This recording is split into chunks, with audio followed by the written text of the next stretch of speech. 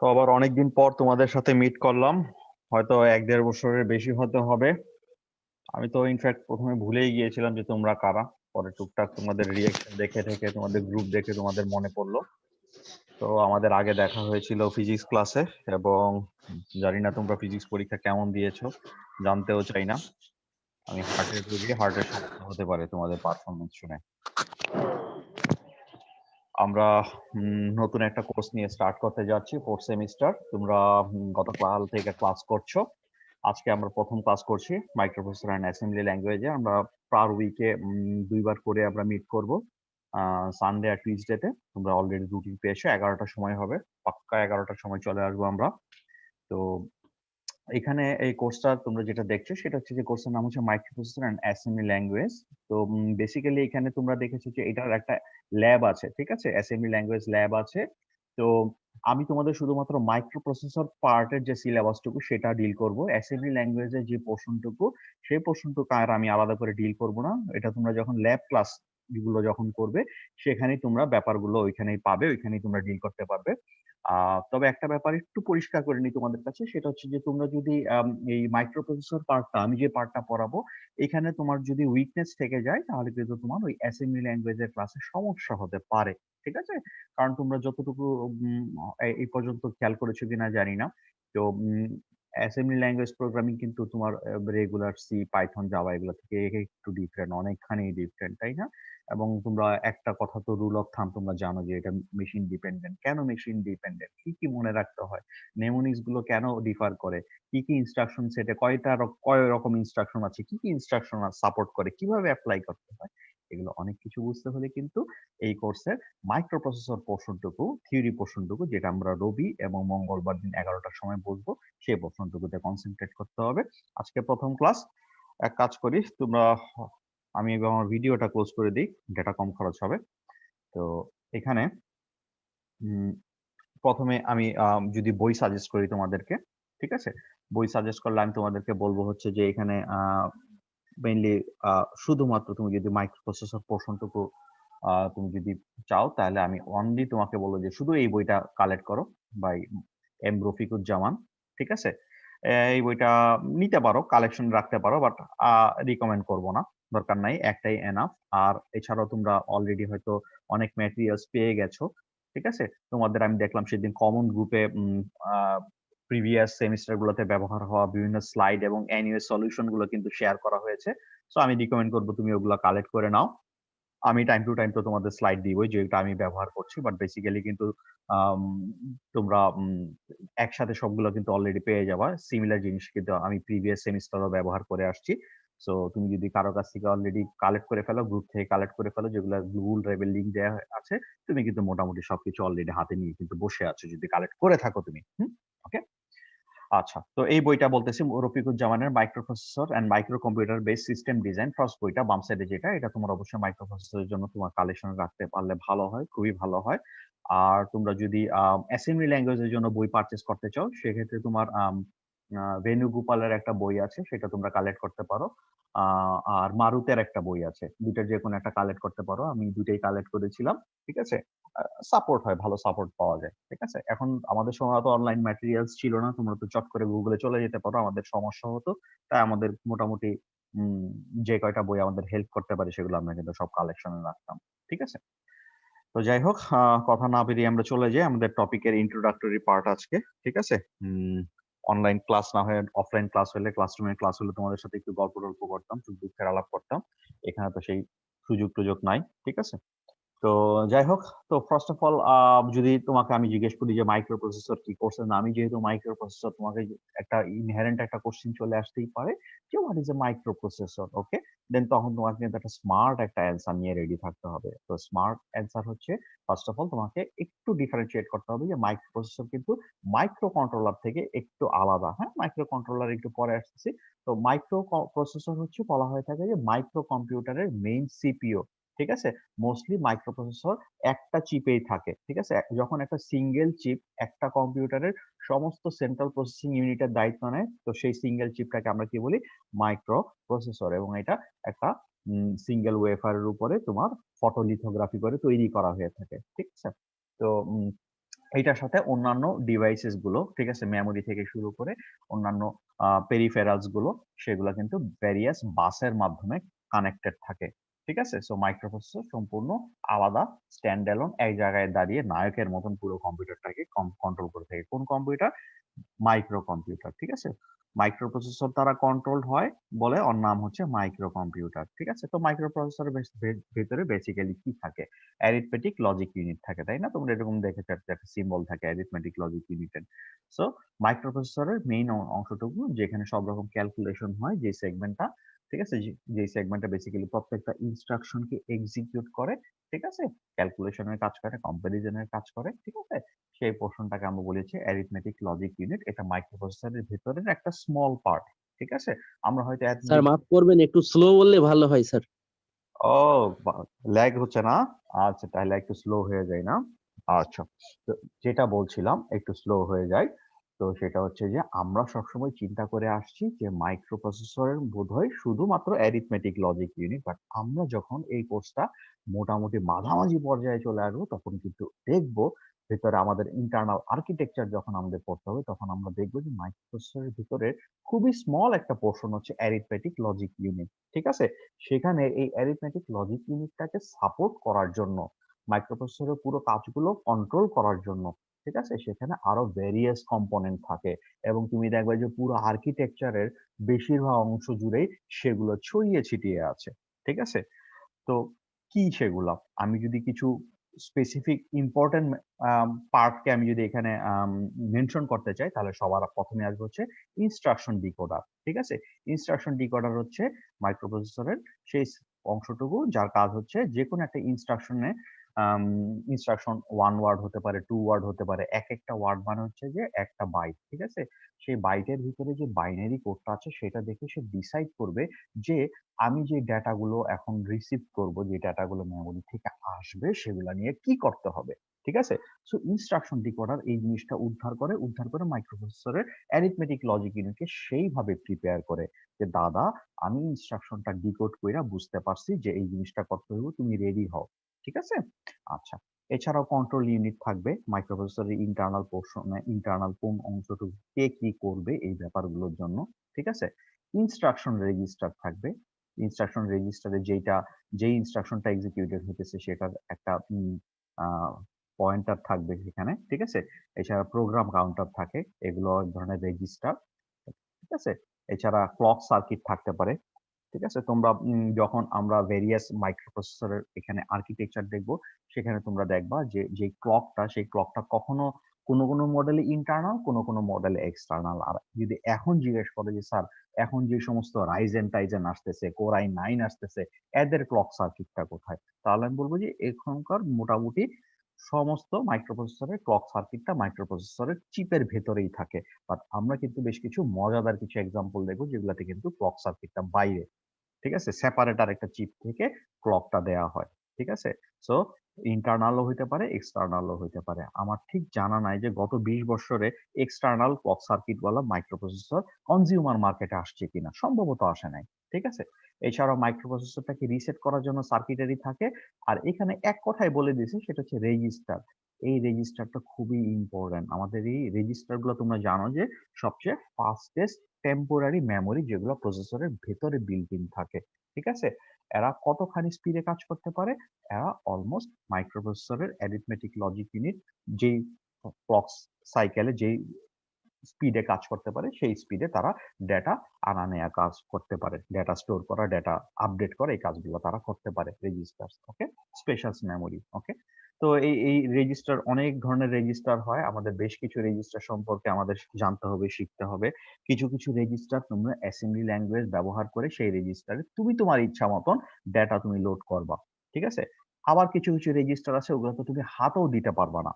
ঠিক আছে, এগুলো বলা থাকবে যে এই রেজিস্টার গুলোতে হাত দেওয়া যায় না, এগুলো মাইক্রোপ্রসেসর তার নিজের মতন করে এই রেজিস্টার গুলো ব্যবহার করে। ঠিক আছে, এর মধ্যে অনেক ধরনের ফ্ল্যাগ রেজিস্টার আছে। ঠিক আছে, তো এছাড়াও আবার কিছু রেজিস্টার হয় যেগুলাতে চাইলে তুমি হাত দিতে পারবা, কিন্তু নট রিকমেন্ডেড। লাইক তুমি যখন পুরোপুরি বুঝতে পারছো যে তুমি কি করতে চলেছো, তখন সেই রেজিস্টারের ভ্যালু তুমি হাত দিবা। ওকে, তো এগুলো আমরা সবই মাইক্রোপ্রসেসর আর্কিটেকচার গুলো যখন ধরে ধরে পড়বো, 8085, 8086, তখন কিন্তু আমরা এই সবগুলোই কিন্তু দেখব যে কিভাবে কি হচ্ছে। ওকে। আর আরেকটা ব্যাপার, তোমরা হয়তো অলরেডি একটা কোর্স করে আসছো, সেটা হচ্ছে যে কম্পিউটার অর্গানাইজেশন আর আর্কিটেকচার। ঠিক আছে? এই কম্পিউটার অর্গানাইজেশন এবং আর্কিটেকচার কোর্সটা আমি জানি না তোমরা ঠিকভাবে ঠিকঠাক করে আসছো কিনা, বাট এই কোর্সের অনেক কিছুই কিন্তু অনেক বেসিক নলেজই কিন্তু তোমার এখানে দরকার হবে। ঠিক আছে? একটা স্লাইড একটা পার্থক্য আমি বলেই নিচ্ছি। এই কোয়াতে তোমার বেসিক্যালি তোমরা জিনিসটা দেখেছো অনেকটা আম উম সফটওয়্যারের হয়তো ভিউ পয়েন্ট থেকে তুমি দেখেছো, অপারেটিং সিস্টেমের ভিউ পয়েন্ট থেকে তুমি হয়তো দেখেছো, বাট মাইক্রোপ্রসেসরে কিন্তু এটা একদম হার্ডওয়্যারের ভিউ পয়েন্ট থেকে তুমি দেখতে পাবা। ঠিক আছে? আমি তোমাকে বেসিক্যালি বলে দিব যে মাদারবোর্ডে কোন জায়গায় কোন মাইক্রোপ্রসেসরে কোন পিনে হাত দিলে ভোল্টেজ আপ করলে বা ভোল্টেজ ডাউন করলে কি ঘটতে পারে। ঠিক আছে? এই ধরনের জিনিস বোঝা যাবে হচ্ছে এই কোর্সটায়। ঠিক আছে? আচ্ছা। তো এরপরে তুমি যদি বলো মাইক্রোপ্রসেসর কি করে, সে বাইনারি ডাটা ইনপুটের জন্য নেয়, প্রসেস করে, তার ইনস্ট্রাকশন অনুযায়ী প্রসেস করে আউটপুট দেয়। তাই না? কি সহজ একটা কথা। মাইক্রোপ্রসেসর বাইনারি ইনপুট নেয়, প্রসেস করে কইরা আউটপুট দেয়। আর মাইক্রোপ্রসেসর তাহলে কি? মাইক্রোপ্রসেসর হচ্ছে যে কোনো কম্পিউটারের ব্রেন। ওয়াও, চমৎকার। তো বেসিক্যালি বুঝতেই পারছো যে এই স্লাইডটায় আমরা মাইক্রোপ্রসেসরের ডেফিনিশন দেখেছি। ঠিক আছে? আচ্ছা। তো মাইক্রোপ্রসেসরের তুমি যদি ইন্টারনাল আর্কিটেকচার দেখতে চাও, আমরা যদি এখানে একটা লজিক্যালি আর্কিটেকচারটা দেখার চেষ্টা করি। এই তোমরা অ্যাটেন্ডেন্স দিচ্ছ তো না? তোমরা চ্যাট অপশনটা ব্যবহার করে তোমরা তোমাদের নাম এবং রোলটা দিতে থাকো। হ্যাঁ? ওকে। তো জি এখানে স্যার। আমরা বেসিক্যালি যেটা দেখতে পাচ্ছি, অ্যারিথমেটিক লজিক ইউনিট একটু ডিফারেন্ট একটা শেপের একটা দেয়া হয়, বাট আপাতত আমরা এখানে ব্লক ডায়াগ্রাম করছি, আমরা এই শেপেই থাকি। তো এখানে যেটা দেখবা সেটা হচ্ছে যে খুব ইম্পর্টেন্ট একটা রেজিস্টার আছে, ইনস্ট্রাকশন রেজিস্টার। সেখানে যে ইনস্ট্রাকশনটা এক্সিকিউটেড হচ্ছে সেই ইনস্ট্রাকশনের অপারেশন কোড বা অপ কোডটা এখানে স্টোর করা থাকবে। ঠিক আছে? তো আর প্রোগ্রাম কাউন্টারে যেটা থাকবে সেটা হচ্ছে যে এই ইনস্ট্রাকশনটা এক্সিকিউশন হয়ে গেলে পরবর্তী ইনস্ট্রাকশনটা কোথা থেকে আনতে হবে। ঠিক আছে? সেটা তোমার এই মাইক্রোপ্রসেসরের ভেতরেই কোনো একটা রেজিস্টার থেকে সেটার অ্যাড্রেসটা আসতে পারে, অথবা এটা সিম্পলি ডেটাটাই তোমার ভেতরে থাকতে পারে। ওকে? সো মোর অর লেস আমি যদি সহজ ভাষায় বলতে চাই যে প্রোগ্রাম কাউন্টার বেসিক্যালি পরবর্তী ইনস্ট্রাকশনটা কি হবে সেটার কাইন্ড অফ খোঁজ খবর রাখে। হ্যাঁ? একটু ক্যাজুয়ালি বললাম। আচ্ছা। এছাড়াও আছে হচ্ছে instruction decoder and control unit. Instruction decoder হচ্ছে যে কোনো একটা ইনস্ট্রাকশন রেজিস্টারে থাকা ইনস্ট্রাকশন যে কোড ওয়ার্ডটা আছে সেই ওয়ার্ডটা থেকে সে ডিকোড করে সে বের করবে যে অ্যারিথমেটিক লজিক ইউনিটকে কি করতে হবে। ঠিক আছে? সেটা বের করবে এবং সেই অনুযায়ী সে মাইক্রোপ্রসেসরের অন্যান্য সেগমেন্ট গুলো কার কি দায়িত্ব সেগুলো সে বুঝিয়ে দেওয়ার চেষ্টা করবে এবং সেগুলো সে সুপারভাইজ করার চেষ্টা করবে। ওকে? আচ্ছা। আর এন্ড ফাইনালি আছে হচ্ছে আমার সমস্ত রেজিস্টার গুলো। ঠিক আছে? এই রেজিস্টার গুলো আমার বলেছি এই রেজিস্টারের কাজগুলো নিয়ে কিন্তু আমাদের ৩-৪ লেকচার চলে যাবে। ঠিক আছে? আলাদা একটা সেগমেন্টই আছে। অনেকগুলো রেজিস্টার তোমরা মাইক্রোপ্রসেসরের ভেতরে দেখতে পাবা। ঠিক আছে? আজকে হয়তো আমরা সময় পেলে অলরেডি ২-১ টা মাইক্রোপ্রসেসরের কিছু ফিচারস দেখব। তো তোমরা যারা কিউরিয়াস তারা সেই মাইক্রোপ্রসেসর গুলো আম ইন্টারনাল আর্কিটেকচার সার্চ দিয়ে দেখতে পারো। সেখানে তোমরা এই ব্লক ডায়াগ্রামটা মোটামুটি একটা রিফাইন ভার্সন দেখতে পাবা এবং সেখানে ইন্টারনাল বাস গুলো কে কার সাথে কিভাবে কানেক্টেড সেগুলোও দেখতে পাবা। আর ওটা আপাতত আমি রিকমেন্ড করব না। ঠিক আছে? আমরা আস্তে, আস্তে আগাই, আস্তে, আস্তে সবকিছু দেখব। ওকে। তো মাইক্রোপ্রসেসরের ফাংশন গুলো যদি আমরা একটু বলতে চাই, এখানেও এই স্লাইডটায় ফ্রেন্ডলি একটা স্লাইড তোমাদেরকে দেওয়ার উদ্দেশ্যই হচ্ছে এই স্লাইড থেকে তোমরা যাতে খুব সহজে অ্যান্সারটা পুট ডাউন করতে পারো যে মাইক্রোপ্রসেসরের ফাংশন কি। ঠিক আছে? তো মাইক্রোপ্রসেসরের ফাংশন যদি একদম আমি সিম্পলি পুট ডাউন করি, ঠিক আছে? এখন কিন্তু মাইক্রোপ্রসেসরের ফাংশন অনেক বেশি সফিস্টিকেটেড হয়ে গেছে। ঠিক আছে? বাট আমি যদি একদম সিম্পল ল্যাঙ্গুয়েজে এবং সিম্পল ভাবে এটা পুট ডাউন করি তাহলে আমি বলব যে মাইক্রোপ্রসেসরের প্রথম কাজ হচ্ছে সে একটা ইনস্ট্রাকশন প্রথমে মেইন মেমোরি থেকে নিয়ে আসে। কি করে? একটা ইনস্ট্রাকশন মেইন মেমোরি থেকে নিয়ে আসে। ঠিক আছে? মেইন মেমোরি সেই ইনস্ট্রাকশনটার ভিতরে একটা অপকোড থাকবে এবং ডেটাটার লোকেশন থাকবে বা ডেটাটা নিয়ে কি করতে হবে সেই ব্যাপারে বলা থাকবে। ঠিক আছে? তারপরে সেই ইনস্ট্রাকশনটা সে কি করবে? সে ডিকোড করবে। ঠিক আছে? ডিকোড করার পরে সে বুঝতে পারবে, ইনস্ট্রাকশন ডিকোডার দিয়ে সে ডিকোড করার পরে বুঝতে পারবে যে অ্যারিথমেটিক লজিক ইউনিটকে কিভাবে রেডি করতে হবে। তাই না? ঠিক আছে? তারপরে সে যদি দেখে যে ইনস্ট্রাকশনটা এরকম যে ডেটাটা আম কোন একটা ডেটা নিয়ে কাজ করতে হবে, যেই ডেটাটা আম নাই আপাতত ক্যাশ বা কোথাও, সরি ক্যাশ বলতেছি না, মাইক্রোপ্রসেসরের ভেতরে রেজিস্টারে কোথাও নাই। ঠিক আছে? সেটা হয়তো কোনো আইও ডিভাইস থেকে আনতে হবে বা কোনো মেমোরি থেকে আনতে হবে, ক্যাশ হোক, মেইন মেমোরি হোক। ইন দ্যাট কেস সে সেটা সেই মেমোরি থেকে অথবা আইও ডিভাইস থেকে সে আনার ব্যবস্থা করবে। ঠিক আছে? তো সেই ডেটাগুলো যখন চলে আসবে, চলে আসার পরে অবশ্যই সে অ্যারিথমেটিক লজিক ইউনিট যেহেতু রেডি হয়ে আছে, অ্যারিথমেটিক লজিক ইউনিট তখন সেই ফেচ করে আনা ডাটাটাকে নিয়ে সে কাজ করবে, প্রসেস করবে, রেজাল্ট জেনারেট করবে। সেই রেজাল্ট জেনারেট করার পরে যদি এরকম হয় যে রেজাল্টটা মেমোরিতে লিখতে হবে, রাইট ব্যাক করতে হবে, তখন সে রাইট ব্যাক অপশন ব্যবহার করতে হবে। আবার যদি সেটা আইও মডিউলে পাঠানোর ব্যবস্থা করতে হয় আউটপুট দেখানোর জন্য, তখন সেটাকে সে আইও মডিউলে পাঠানোর ব্যবস্থা করবে। আচ্ছা। এছাড়াও এটা যদি এই উপরে এই ৩ টা এই ৪ টা কাজকে আমি বলব যে বেসিক মাইক্রোপ্রসেসরের কাজ, এবং আমরা সবাই যখন জিজ্ঞেস করা হয় আমরা এভাবেই চিন্তা করি যে হ্যাঁ, সম্ভবত এই কাজগুলাই করে। এর বাইরেও যদি আমরা একটু চিন্তা করতে চাই যে মাইক্রোপ্রসেসর আর কি করতে পারে, তাহলে আমি তোমাদের অ্যাটেনশন চাইবো হচ্ছে নিচের ২ টা ফাংশনের দিকে, হ্যাঁ? নিচের ২ টা ফাংশনে যেটা বলা হয়েছে সেটা হচ্ছে যে মাইক্রোপ্রসেসর, ঠিক আছে? সমস্ত কন্ট্রোলার কন্ট্রোল করে এবং আইও ডিভাইস গুলোকে মনিটরিং করে। ঠিক আছে? এবং আইও ডিভাইস গুলো থেকে যদি কোন রকম রিকোয়েস্ট আসে, সেটা রিকোয়েস্ট গুলো এরকম হতে পারে যে আমার কাছে একটা ডেটা আছে, ডেটাটা নাও, ডেটাটা নিয়ে একটু মেমোরিতে রাখো, বা আমার যে ডেটাটা আছে এই ডেটাটাই তোমার কিন্তু এই মুহূর্তে এক্সিকিউশন এ যে ইনস্ট্রাকশনটা আছে সেটাই ব্যবহার করতে হবে। ঠিক আছে? এই সমস্ত ব্যাপারগুলা কিন্তু মাইক্রোপ্রসেসরকে হ্যান্ডেল করতে হয়। এবং এই হ্যান্ডলিংটা কিন্তু তোমরা পরবর্তীতে দেখবা যে বিভিন্ন প্রসেসরে হ্যান্ডলিং এর ব্যাপারটা একটু ডিফারেন্ট। কেউ হ্যান্ডলিং করতে গিয়ে এই ডেটাটা, এটাকে তোমরা বলো কি ইন্টারাপ্ট। ইন্টারাপ্ট ওয়ার্ডটার সাথে হয়তো তোমরা ফ্যামিলিয়ার, তাই না? মাইক্রোপ্রসেসর যখন তার নিজের কাজে বিজি থাকে তখন সেই সেই অবস্থায় তার যখন তার অ্যাটেনশনটা যখন কম্পিউটার সিস্টেমের প্রয়োজন হয়, তখন তার দৃষ্টি আকর্ষণের জন্য, তার অ্যাটেনশনটা পাওয়ার জন্য আমরা তাকে কি করি? তাকে ইন্টারাপ্ট করি, হ্যাঁ? এবং মজার ব্যাপার হচ্ছে যে সেই ইন্টারাপ্ট গুলোর কিন্তু আবার অনেক রকম হয়ে থাকে, যে কোনো ইন্টারাপ্টের অনেক প্রায়োরিটি, যে না এক্ষুনি এই ইন্টারাপ্টটা শুনতে হবে। আবার কিছু ইন্টারাপ্টের প্রায়োরিটি সেরকম না। লাইক তুমি এখন ক্লাস করছো, হ্যাঁ? অনলাইনে ক্লাস করছো এবং এই সময় হয়তো তোমার একটা ফোন আসলো, হ্যাঁ? ধরো ফোনটা করলে তোমার আম্মু ফোনটা করলেন। আম্মু হয়তো বাসার বাইরে গিয়েছেন, কোন একটা জায়গায় আছেন। সচরাচর উনি ফোন করেন না বাইরে গেলে।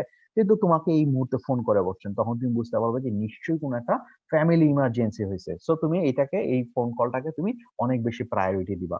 ঠিক আছে? সো এটাকে আমরা বলব হাই প্রায়োরিটি ইন্টারাপ্ট। ওকে? এবং দেখা যাবে যে তুমি হয়তো তোমার ক্লাস বাদ দিয়ে সেই ফোনটা রিসিভ করে শোনার চেষ্টা করছো যে কি হয়েছে, ব্যাপারটা কি? ওকে। আবার ধরো এই অবস্থায় যদি তোমাকে আ ফোন আসে, ধরো মোবাইল ফোনের সিম কোম্পানি থেকে তোমাকে ফোন করলো অফার শোনানোর জন্য। ঠিক আছে? দারাজের কাস্টমার কেয়ার থেকে ফোন করলো, চাল-ডাল থেকে ফোন করলো। আমাকে তো প্রায়ই ফোন করে বাজার-টাজার ধরায় দেয়। ঠিক আছে?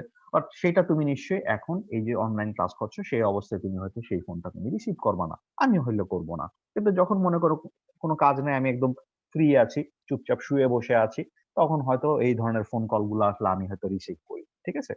সো এই ব্যাপারগুলোও কিন্তু মাইক্রোপ্রসেসর কিন্তু আ এগুলো এগুলো কিন্তু মনিটরিং করে থাকে, এগুলো সুপারভাইজ কিন্তু করে থাকে। ঠিক আছে? এছাড়াও যেকোনো একটা রেজাল্ট বলা হয়ে থাকে, finally the result of an execution may require transfer of data to memory or an IO module. ওই যে বললাম, সে এই ডেটাটা যদি আমাকে, রেজাল্টটা যদি মেমোরিতে পাঠাইতে হয় বা আইও মডিউলে পাঠাইতে হয়, তখন কিন্তু সে কিন্তু এই ব্যাপারগুলো তার এক্সিকিউশন বন্ধ রেখে কিন্তু সেই কাজগুলো করে থাকে। ওকে? আবার এও বলে রাখছি, ফ্র্যাঙ্কলি একটা কথা বলে রাখি, সবসময় আইও মডিউলে ডেটা ট্রান্সফার আম করার জন্য কিন্তু মাইক্রোপ্রসেসরকে কিন্তু সেখানে তার পুরো সময়টা নিয়ে বসে থাকতে হয় না। অনেক সময় আছে যে তার কিছু কো-প্রসেসর থাকে, মানে তার হেল্পিং হ্যান্ড, সাইডকিক। ব্যাটম্যানের যেমন রবিন আছে, ঠিক আছে? সেরকম কোন একজন সাইডকিক এসে মাইক্রোপ্রসেসরকে বলে যে, "হ্যাঁ, তুমি তোমার মোর ইম্পোর্টেন্ট জিনিস নিয়ে বিজি থাকো। আমি এই ব্যাপারটা দেখছি।" ঠিক আছে? সো বলা যেতেই পারে যে আর্কিটেকচার এ তার সাইডকিক নাই, সেই আর্কিটেকচার গুলোতে কিন্তু তাকে এই ডাটা ট্রান্সফার এর কাজগুলো কিন্তু তাকে করতে হয়। ঠিক আছে? সো মাইক্রোপ্রসেসর যে শুধুমাত্র ইনস্ট্রাকশন এক্সিকিউট করে তাও না। আমরা দেখলাম যে এগুলোর পাশাপাশিও সে আরো কিছু কাজ কিন্তু করে থাকে, যেগুলো কিন্তু চট করে জিজ্ঞেস করলে আমাদের মাথায় কিন্তু আসতো না। ওকে? আচ্ছা। তো এখানে আমরা একটা ফ্লো চার্ট এর মাধ্যমে মাইক্রোপ্রসেসরের ফাংশন গুলো এখানে দেখার চেষ্টা করতেছি, যেখানে আমরা দেখছি যে এইখানে এই বিগিন এর পরে এই যে এই স্টেটে আমরা এই ব্লকটায় আমরা দেখতে পাচ্ছি যে সে রেডি কিনা, বেসিক্যালি সে রেডি কিনা। ঠিক আছে? তোমরা ভাবছিলা যে অনলাইন ক্লাসে আমার ব্যাড হ্যান্ডরাইটিং দেখতে হবে না, কিন্তু তোমরা মোটামুটি দেখতে থাকো আমার ব্যাড হ্যান্ডরাইটিং। ঠিক আছে? তো এখানে চেক করা হয় যে সে তার arithmetic logic unit basically Irfan Irfan Ask to unmute. হ্যাঁ, কি অবস্থা ইরফান? হচ্ছে না তো। ইরফান এবার অন হয়েছে। বলো কি অবস্থা? আসসালামু আলাইকুম স্যার, ভালো ওয়ালাইকুম আছেন? আসসালাম। এই তো। হুম। তো ইরফান তুমি কি সেই ইরফান না, ওই যে একটু চিকন চাকন করে লম্বা করে? জি, চিনতে পারছেন স্যার? এখনো পাবজি খেলো? না স্যার, এখন আর খেলি না স্যার। ফ্রি ফায়ার খেলো না? না স্যার, কোনোটাই খেলি না স্যার। এই তো সময় পাও না। এখন স্যার ফিজিক্স বুঝে না। বুঝি, বুঝি না। তো আমিও বুঝি না। তো ইরফান কোনো স্পেসিফিক কোশ্চেন নাকি এমনি একটু গল্প টল্প করবা? বলো কি অবস্থা? না স্যার, কোনো কোশ্চেন নেই, আসলে ভুলে ক্লিক করে গেছি স্যার। ওহো, এটা না বললেও পারতা। তুমি আমার ভালো মন্দ জিজ্ঞেস করতে পারতো। ওকে, এনিওয়ে। তো আমরা যেটা এখন দেখতেছি সেটা হচ্ছে যে basically awaiting for execution of instruction. এখানে বেসিক্যালি যেটা দেখা হয় সেটা হচ্ছে অ্যারিথমেটিক লজিক ইউনিট সে আসলে এখানে রেডি কিনা। হ্যাঁ, তো রেডি যদি না থাকে, অ্যান্সার যদি নো হয়, তখন সে আবার ওয়েটিং মোডে চলে যায়। ঠিক আছে, এখানে বেসিক্যালি যার সাথে যার ইন্টারাকশন হলো সেটা হচ্ছে যে কন্ট্রোল ইউনিটের সাথে অ্যারিথমেটিক লজিক ইউনিটের একটা ইন্টারাকশন হলো। কন্ট্রোল ইউনিট যখন দেখলো যে অ্যারিথমেটিক লজিক ইউনিট রেডি নাই, তখন সে আর ওকে প্রেশারাইজ করলো না। ঠিক আছে, এখানে তো জোর জবরদস্তি চলবে না। ঠিক আছে, মাইক্রোপ্রসেসর থেকে কিন্তু আমাদের অনেক কিছু শেখার আছে। ঠিক আছে, ওরা ভীষণ রকমের সিভিক এবং খুব চমৎকার হিউম্যানলি ওরা কাজ করে। যদিও ওরা হিউম্যান না, কিন্তু অনেক হিউম্যানলি কিন্তু ওরা কাজগুলো করে থাকে। অনেক কিছু আছে শেখার, অনেক ভদ্র ওরা। আমরা অতটা ভদ্র না। তো যাই হোক, যেটা বলছিলাম সেটা হচ্ছে যে যখন দেখতে পায় যে সে রেডি আছে, তখন সে কি করে, সে একটা ইনস্ট্রাকশন ফেচ করে নিয়ে আসে মেইন মেমোরি থেকে। সেই ইনস্ট্রাকশনটাকে ডিকোড করার পরে সেটা ইনস্ট্রাকশন রেজিস্টারে রাখা হয়, এবং ইনস্ট্রাকশন রেজিস্টারে রেখে ওই অবস্থায় সেটার এক্সিকিউশন হয়। এক্সিকিউশন হয় অ্যারিথমেটিক লজিক ইউনিটে। এখন এক্সিকিউশন হওয়ার পরে যদি এরকম হয়, অনেক সময় দেখা যায় যে এক্সিকিউট হওয়ার পরে সেখান থেকে কোনো রেজাল্ট জেনারেট হয় নাই, বা সেখান থেকে রাখার মতন কোনো রেজাল্ট নাই, বরঞ্চ ডিসাইডেড হয়েছে যে এরপরে কোন কাজটা করতে হবে। ঠিক আছে, সেই ধরনের কেসে যেটা হয় সেটা হচ্ছে যে সে আহ, হাল ছেড়ে দেয়। ঠিক আছে, হাল ছেড়ে দেয়া ইংলিশ হচ্ছে কন্ট্রোল ট্রান্সফার করা। সে কন্ট্রোলটা ট্রান্সফার করে দেয় যে হ্যাঁ, পরবর্তীতে তাহলে কি করব তুমি বলো। সেটা হতে পারে এরকম যে ইনপুট ডিভাইসে কিছু আনো, বা আউটপুট ডিভাইসে কিছু একটা দাও। ঠিক আছে, বা তুমি যেটা নিচ্ছ সেটার ডেটাটা অন্য জায়গায় আছে, এরকম যদি কিছু হয়, ইন দ্যাট কেস সে তার কাছে কন্ট্রোল ছেড়ে দেয়। আবার যদি এরকম না হয়ে স্ট্রেট ফরওয়ার্ড প্রসেসিং এর পরে জাস্ট একটা রেজাল্ট জেনারেট হয়, যে রেজাল্টটা আমাকে মেইন মেমোরিতে রেখে আসতে হবে, সেক্ষেত্রে সে ওই জিনিসটা মেইন মেমোরিতে রেখে দিয়ে আসে। ঠিক আছে, সো একদম সিম্পলি যদি পুট ডাউন করি, এই হচ্ছে মাইক্রোপ্রসেসরের কাইন্ড অফ ফাংশন। সে শুরু করে, সে অপেক্ষা করতে থাকে যে অ্যারিথমেটিক লজিক ইউনিট ফ্রি হয়েছে কিনা। ফ্রি না হলে অপেক্ষা চলতেই থাকে। আর যদি ফ্রি হয়ে যায়, ইন দ্যাট কেস সে একটা ইনস্ট্রাকশন নিয়ে আসবে, ইনস্ট্রাকশনটাকে এক্সিকিউট করবে। সেটা এক্সিকিউশন করার পরে রেজাল্ট যদি রাখার মতন কিছু থাকে, গিয়া রাইখা আসবো। আর যদি রাখার মতন কিছু না হয়, সেটা নিয়ে কি করতে হইব, সেটা যে ওরে বলতাছে তার কাছে কন্ট্রোলটা ট্রান্সফার করে দিবে। ওকে, এগুলাই কিন্তু আমরা সত্যিকার অর্থে দেখবো যে কন্ট্রোল ট্রান্সফার মাইক্রোপ্রসেসর। করার পর হুম, এরপরে কি ঘটবে? এরপরে সেই যার কাছে কন্ট্রোলটা ট্রান্সফার করে দিবে, সে ডিসাইড করবে যে কোন ইনস্ট্রাকশনটা আনতে হবে। সেই ইনস্ট্রাকশনটা ইদার মেইন মেমোরি থেকে আসবে, অথবা মাইক্রোপ্রসেসরের ভেতরেই কোনো একটা রেজিস্টার থেকে আসবে, অথবা আইও মডিউল থেকে হয়তো সে কোনো কিছু একটা আনার জন্য সে এখানে একটা ব্রেক দিয়েছে যে না, ইনপুট থেকে কিছু একটা ডেটা আসবে, সেটা নিয়ে কাজ করতে হবে, এরপরে না আমরা রেজাল্ট জেনারেট করব। ঠিক আছে, এরপরে সেই কাজটা স্যার করার পরে এরপরে কিন্তু সে আবার ট্রান্সফারটা ছেড়ে দিবে যে হ্যাঁ, এইবার যাও তুমি এটা করো গিয়ে। ব্যাপারটা এরকম আর স্যার কি। একটা মানে কোশ্চেন। অ্যাট লিস্ট কি এক্সিকিউটিভ হয়ে যাবে, মানে অ্যাট লিস্ট? উম, ধরো একটা এক্সাম্পল আমি যদি দিই, ধরো উম, তুমি ডিম ভাজতেছো। ঠিক আছে, ফর এক্সাম্পল তুমি ডিম ভাজতেছো। হ্যাঁ, তুমি তুমি ডিম ভাজতেছো, তোমার কাছে তোমার একজন বাসায় তোমার ছোট ভাই এসে তোমাকে একটা ডিম দিয়ে গেল। হ্যাঁ, একটা ডিম দিয়ে বললো যে ভাইয়া ডিমটা ভেজে দাও। ঠিক আছে, এই যে যে ডিমটা আসলো এবং তোমাকে ভেজে দেওয়ার জন্য রিকোয়েস্ট করলো, ভেজে দেওয়ার রিকোয়েস্ট হচ্ছে একটা ইনস্ট্রাকশন, আর যে ডিমটা তোমাকে দিলে সেই ডিমটা হচ্ছে একটা ডেটা। ঠিক আছে, মনে করো এই ডিমটা ফ্রিজ থেকে আসছে, ফ্রিজ হচ্ছে আমার মেইন মেমোরি। ওকে, তো এখানে তুমি ডিমটা যখন ভাজতে গেলা, ভাজতে যাওয়ার পরে তখন তোমাকে বললো যে আমি পোস্ট খাবো না, আমি অমলেট খাবো। ঠিক আছে, যখনই তোমাকে বললো যে পোস্ট না অমলেট খাবো, ঠিক আছে, তখন তুমি কি করলা, তুমি দেখলা যে বাসায় মরিচ নাই।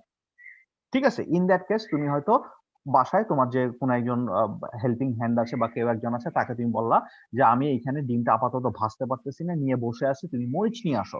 ঠিক আছে, তুমি আপাতত এই কুকিং এর কন্ট্রোলটা ওই যে যে মরিচটা নিয়ে আসবে তোমার জন্য বাইরে থেকে কাঁচা মরিচ, তার কাছে তুমি এখন ডিপেন্ড করে বসে আসো। এটাকে আমি বলতেছি যে কাইন্ড অফ কন্ট্রোলটা ট্রান্সফার করে দেওয়া। ঠিক আছে, আচ্ছা, সে মরিচটা নিয়ে আসা পর্যন্ত তুমি বসে আছো, আটকে আছো, সে মরিচটা নিয়ে তোমাকে দিল, তুমি ডিমটা অমলেট করলা, তুমি দিয়ে দিলা। ওকে, আচ্ছা, ব্যাপারটা অন্যরকমও ঘটতে পারতো। ধরো তোমাকে তোমার ছোট ভাই ডিমটা দিয়ে বললো যে আমার অমলেট খাওয়ার দরকার না, আমাকে ডিমটা পোচ করে দাও, এবং পোচ করতে দেখা যাচ্ছে যে তোমার কাঁচামরিচ দরকার হচ্ছে না, তুমি ইন দ্যাট কেস ডিমটা পোচ করে তাকে দিয়ে দিচ্ছ। এটাই আমি বলতেছি স্টোর দ্য রেজাল্ট। এখানে আমাকে অন্য কারোর কাছে কন্ট্রোলটা ট্রান্সফার করতে হয় না। আবার সত্যিকার অর্থে কি, রেজাল্টটা ট্রান্সফার করার পরেও কিন্তু এই যে আমরা পরবর্তী ইনস্ট্রাকশনে চলে যাই, এটাকেও বলা হয় যে কন্ট্রোল ট্রান্সফার করে দেওয়া। কার কাছে? পরবর্তী ইনস্ট্রাকশনের কাছে। ব্যাপারটাকে আমরা যদি আমাদের এই গল্পটার সাথে মিলাই, তাহলে বলতে হবে যে তুমি ডিমটা ভাজি করার পরে রান্নাঘরটা কাইন্ড অফ ছেড়ে দিলা। ঠিক আছে, তখন আরেকজন এসে এবার দুপুরে রান্না করা শুরু করলো। ঠিক আছে, আমার মাথায় এখন এই আচ্ছা এক্সাম্পলটাই আসছে, কারণ আমি নিজে এখনো নাস্তা খাইনি, আমি ডিম পোচের জন্য অপেক্ষা করতেছি, বাসায় ডিম নাই। ওকে, তো আচ্ছা কাইন্ড অফ ব্যাপারটা এরকম। ঠিক আছে। আমার আমার এক্সাম্পলটা আমি বলতেছি যে পুরোপুরি 100% কিন্তু অ্যাকুরেট হয় নাই, বাট তোমরা যদি কাইন্ড অফ একটা ধারণা পাবা। এবং আমরা যখন পরবর্তীতে এই ব্যাপারগুলো আরো দেখবো একদম ইন্টারনাল আর্কিটেকচার সহ, আশা করি সেই দিন পর্যন্ত তোমার যদি এক্সাম্পলটা মনে থাকে, তখন তুমি বুঝতে পারবে যে টু হোয়াট এক্সটেন্ট এই এক্সাম্পলটা এই ব্যাপারটাকে এক্সপ্লেন করতে পারে। ওকে, তো আমরা এখন চলে যাই ঠিক আছে। মাইক্রো কম্পিউটার কি জিনিস, মাইক্রো কম্পিউটারে কি থাকে। হ্যাঁ, এটা তোমরা সবাই জানো, মাইক্রো কম্পিউটারে কি থাকে। মাইক্রো মাইক্রো কম্পিউটারে ইনপুট ডিভাইসেস থাকে। ও by the way, micro computer জানি কোনগুলা? এই যে যেগুলো সামনে আমরা এখন বসে আছি সেগুলা। আমি এখন যেই মুহূর্তে যেই কম্পিউটারটা নিয়ে তোমাদের ক্লাস করাইতেছি সেটা একটা মাইক্রো কম্পিউটার, কারণ সিঙ্গেল একটা মাইক্রো প্রসেসর চিপ এই কম্পিউটারটাকে রান করায়, তাই না? সো এরা সবাই বেসিক্যালি মাইক্রো কম্পিউটার। ওকে, এই মাইক্রো কম্পিউটারের ইনপুট ডিভাইসের পাশাপাশি কি থাকবে? সিপিইউ থাকবে। ঠিক আছে, এই সিপিইউ এর ভিতরে কি থাকে? সিপিইউ এর ভিতরে মেমোরি ইউনিট থাকবে। ঠিক আছে, সেকেন্ডারি স্টোরেজ, বা মোস্ট অফ দ্য টাইমস আমরা সেকেন্ডারি স্টোরেজ নিয়ে আলাপই করব না। ঠিক আছে, সেকেন্ডারি স্টোরেজ নিয়ে আমাদের কোনো ডিসকাশনই হবে না বেশিরভাগ সময়। আমরা মেমোরি ইউনিট বলতে আমরা কি বুঝবো? র্যাম বুঝবো, প্রাইমারি মেমোরি বুঝবো। ঠিক আছে, আচ্ছা, অ্যারিথমেটিক লজিক ইউনিট থাকবে, কন্ট্রোল ইউনিট থাকবে, অলরেডি এই কথাগুলো বলছি। এবং মাইক্রো কম্পিউটারে ফাইনালি কি থাকবে? আউটপুট ডিভাইসেস থাকবে। ঠিক আছে, এই আউটপুট ডিভাইস, ইনপুট ডিভাইসকে এগুলাকে আমরা একসাথে বলি আইও মডিউল। ঠিক আছে, বাট এরা সবাই কিন্তু পেরিফেরাল। ওকে, পেরিফেরাল। আচ্ছা, তো তোমরা উম, এই ধরনের একটা যখনই তোমাদের বলা হইতো যে কম্পিউটার সিস্টেমের একটা ব্লক ডায়াগ্রাম এঁকে দেখাও, তখন তোমরা এই যে নিচের বাম কোনায় যে ব্লক ডায়াগ্রামটা আছে, এই ব্লক ডায়াগ্রামটা আঁকতা। ঠিক আছে, এটা কারেক্ট, এরকমই হয়ে থাকে একটা কম্পিউটার সিস্টেমের আর্কিটেকচার। তো এখান থেকে আমাকে যদি তোমাকে আলাদা করে আমি তোমাকে বলি যে না, তুমি আমাকে একটা মাইক্রো কম্পিউটারের একটা ব্লক ডায়াগ্রাম এঁকে দেখাও, আমরা সিমিলার একটা ব্লক ডায়াগ্রাম আঁকতে পারি, কিন্তু এখানে আমি যেই ব্যাপারটাতে কেয়ারফুল থাকবো সেটা হচ্ছে যে এই সিপিইউ হিসেবে শুধুমাত্র মাইক্রো প্রসেসরটাকে দেখাবো। ঠিক আছে, ওকে, এখানে আমরা বেশিরভাগ সময় কিন্তু সময় বাঁচানোর জন্য মাইক্রো প্রসেসর পুরো কথাটা লিখবো না, লিখবো হচ্ছে মিউপি। ঠিক আছে, মিউপি লেখা আমরা পাই, কিন্তু সময় বাঁচানোর চেষ্টা করব। তুমি চাইলে পরীক্ষার খাতাতেও মিউপি লিখতে পারো, কোনো সমস্যা নাই। Okay, mu for micro, P for processor. তো এখানে যেটা দেখানো হয় সেটা হচ্ছে যে মাইক্রো কম্পিউটারে মাইক্রো প্রসেসরটাকে একটা সিপিইউ হিসেবে ডিক্লেয়ার করা হয়। মেমোরি ইউনিট, এটা অবশ্যই মেইন মেমোরি। কোন মেমোরি? Main memory. এটাকে আমরা আলাদা দেখাই, আইও মডিউল গুলোকে আলাদা দেখাই। ঠিক আছে, এবং এই এদের সবার ভিতরে কমিউনিকেশনটা হয় ডেটা বাসের মাধ্যমে। ঠিক আছে, ডেটা বাস গুলো ছড়িয়ে ছিটিয়ে সবাইকে কানেক্ট করে থাকে, এগুলো আমাদের ডেটা বাস, ডেটা এবং অ্যাড্রেস বাস। ওকে, আর এগুলো দিয়ে ডেটা ইন হচ্ছে আর রেজাল্ট আউট হচ্ছে। ঠিক আছে, ডেটা যায় আর রেজাল্ট বের হয়ে আসে। ঠিক আছে, তো এইভাবে যদি আমরা একটু মাইক্রো প্রসেসরকে আলাদা দেখিয়ে এবং তাকেই সিপিইউ ডিক্লেয়ার করে আমরা যে আর্কিটেকচারটা দেখাই, সেটাকে আমরা বলি যে মাইক্রো কম্পিউটারের ব্লক ডায়াগ্রাম। ওকে, আচ্ছা, তো আমাদের সিলেবাসের প্রথম টপিকটাই হচ্ছে যে মাইক্রো প্রসেসরের ইভলিউশনটা। সো ইভলিউশনটা চাইলে দুই ভাবে ব্যাখ্যা করা যায়, জেনারেশন ওয়াইজ। এখানে অবশ্যই টাইমলাইন দেখানো হবে, সময়ের সাথে সাথে কিভাবে তাদের বিবর্তন হয়েছে, কিভাবে কি কি কি পেয়েছি আমরা। সেই ইভলিউশনটা যদি আমরা দেখি, সেটাকে আমরা বলি হচ্ছে বাই জেনারেশন ইভলিউশন।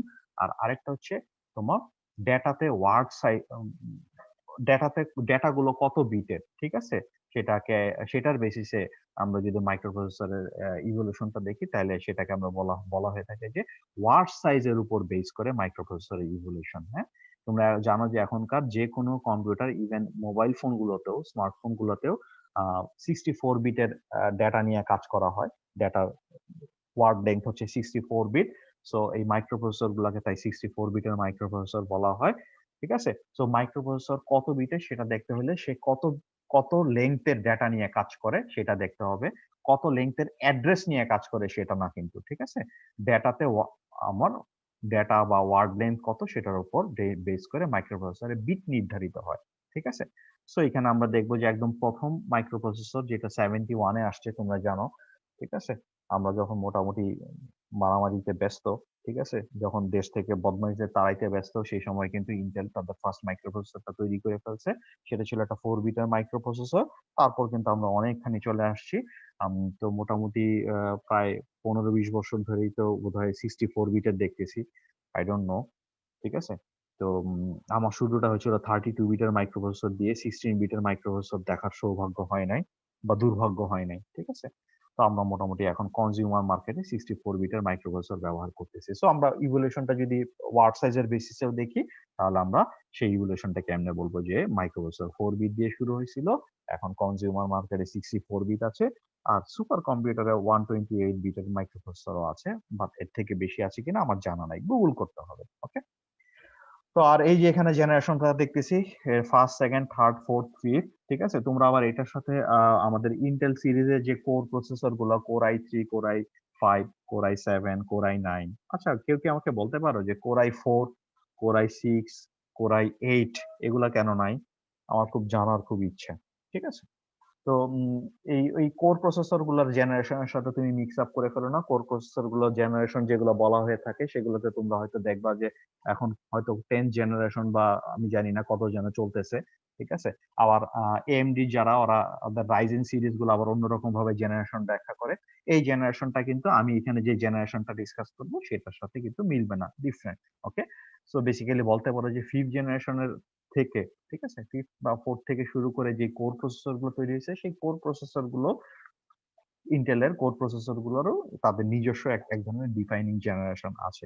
এটা টোটালি তাদের নিজস্ব কোম্পানি পলিসি। তাদের প্রসেসর গুলো তারা কিভাবে মার্কেটিং করবে, কিভাবে সেগুলোকে তারা ডিফারেন্সিয়েট করবে এক প্রোডাক্ট থেকে আরেক প্রোডাক্ট, সেটা তাদের ব্যাপার। হ্যাঁ, তো আমরা একটু অন্যভাবে জেনারেশনটা ডিসকাস করব।